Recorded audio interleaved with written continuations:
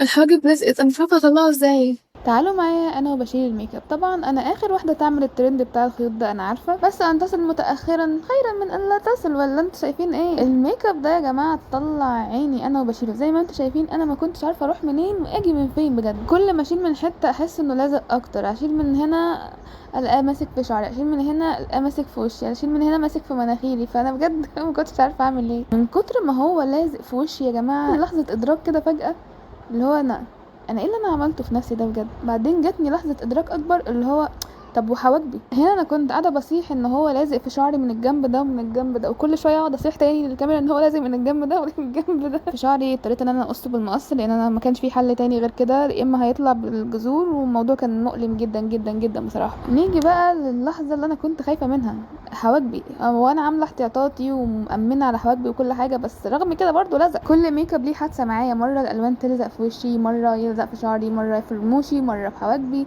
فلا المره دي لا. وانت فاكره ان انت الموضوع هيعدي كده، مأمنه نفسك خلاص هيعدي كده؟ يعني انا فيا حواجب يا جماعه، هم شعرتين انا مسمياهم حواجب، فما بالكم بقى ان هم يتشالوا؟ فانا كده مفيش حواجب بقى خلاص. والله يا جماعه دي اقل حاجه احنا بنتعرض لها عشان نقدم لكم الفن ده.